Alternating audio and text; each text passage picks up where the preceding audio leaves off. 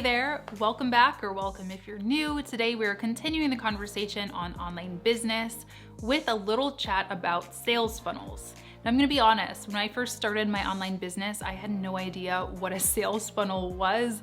I thought that it was some type of tool or technology that people were using, and there are tools and technologies you can use to actually map out your sales funnel in a visual way. We're also gonna talk about some lead generation tools and some email drip tools, but in short, what a sales funnel really is just a representation of how you get people from the top of the marketing funnel, aka the awareness stage, down to the conversion or the point of purchase and actually becoming a customer. It's important that you're moving your customers, clients, students through a sales funnel and understanding that sales process, because let's be honest, nobody just stumbles upon a course or a social media manager or a graphic designer out of the blue and clicks on purchase. That is very, very far and few between that actually happens. In most cases, you are really having to move people through to different stages of the funnel to kind of warm them up to you, to educate them on what it is that you do and what your offer is. And it's really important that you're able to do that in a strategic way, so you're not disappointed, so you can better predict your launches, so you can be building a sustainable business in a way that, these steps are actually repeatable for you, so you can launch other products and other services in the same way. Okay, so the beginning of the marketing funnel or a sales funnel is gonna start with the awareness phase. And if we think of a marketing funnel, what it typically looks like, it's an upside down triangle. The top of that is bigger, obviously, than the bottom. So this means that a lot of people, hopefully, are going to get into this awareness stage of your funnel. So if we equate this to dating or making a friend, which is very, very like building a business, truthfully, this is a stage where you go to the party and you introduce yourself to every potential person you would want to be friends with or you might want to go on a date with. You walk up to them, you say, "Hey, what's up? I'm Latasha, nice to meet you. Cool outfit. How are you enjoying the party so far?" Same thing for online business. So this might mean content marketing, where you are creating podcasts, blog posts, YouTube videos that proactively kind of get into your ideal customer's head. So let me give you an example. If I am a life coach or let's say a relationship coach, I'm gonna make some YouTube videos about how to handle disagreements in a marriage or a new relationship. I might write a blog post about how to find your, dream person, your soulmate, whatever. These are things that people who are in my ideal client base are probably going to be Googling for, are probably going to be searching YouTube or podcasting platforms for. They might stumble upon me and say, "Hey, Latasha, that relationship coach, she knows what she's talking about. I'm really interested. She is really fun to listen to. She gives a lot of good value away.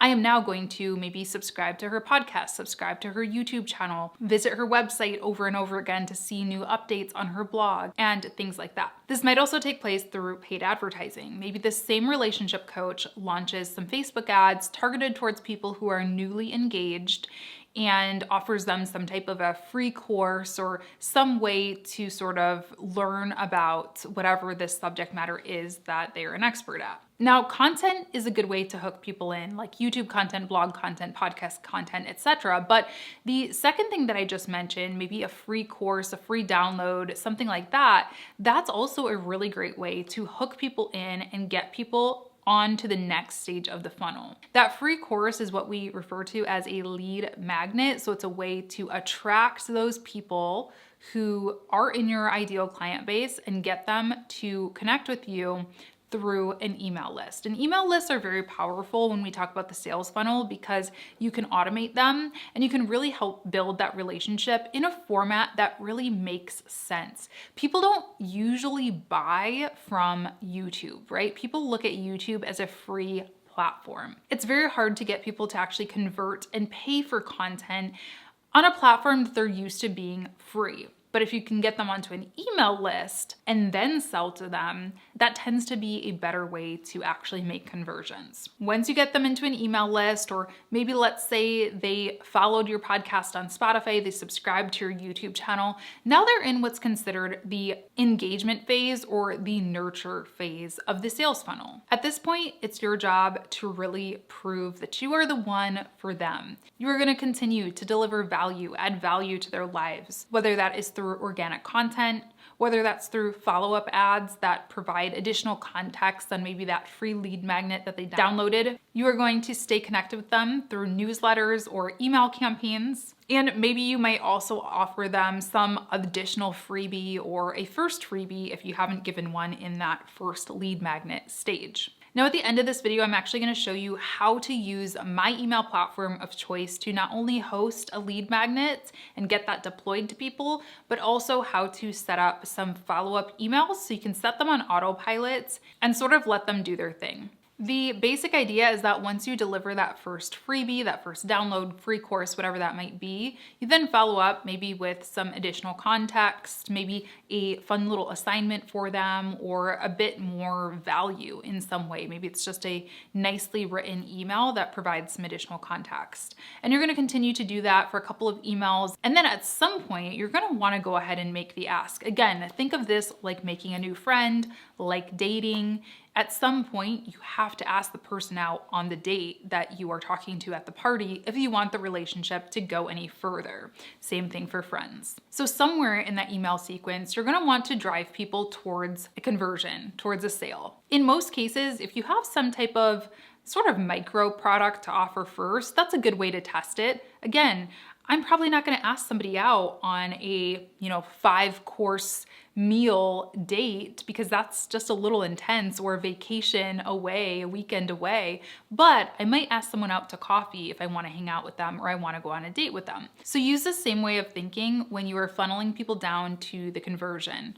Offer them a low price product or a special flash sale or a coupon code for your email list only. Since you've already built up that value by keeping them on your email list and keeping them engaged and informed, this part will probably be a no-brainer for them. And for the people who don't go ahead and bite, you can either purge them from your list after a couple of attempts in order to keep your email list pretty full of prospects and people who might actually want to buy your stuff, or you can just keep them on your email list and continue to send them content if you're posting YouTube content or blog content, because a lot of times those people might end up becoming super fans who really help share your content and keep those algorithms liking us, even if they're not going to go ahead and purchase. So we're gonna head over to my computer now, and I'm gonna show you Flodesk. Flodesk is a tool that I choose to use for my email campaigns as well as my lead magnets. It enables you to host any lead magnet, meaning a download, a video, anything like that really, and send it out to people on autopilot, so I'm not manually having to send people something through my own email inbox. We'll hop over, I'll show you how that works. So this is Flodesk. If we head over to the Forms tab, you'll see that I have a couple of forms that are already active. And if we want to take a look at what those look like, they allow you to have space for an image, for some headline and body text, and most importantly, allow you to collect email addresses so that people can get your download or sign up for your email list. In both of these examples, we are using these forms as opt-ins for freebies or downloads. This one is an actual starter kit, so kind of like a mini ebook, and this one is an opt-in for an email list for a course that's going to be going on sale soon. So to do something similar, you would just click on New Form, and you can choose either a pop-up, inline, or full page form. These examples that I just showed are full page forms. And there are a few different options here, as you can see, so you can make them really visually compelling if you'd like to. And just click on Customize, choose a segment. So this will be an email segment. We'll just call this our test segment here for the sake of this video.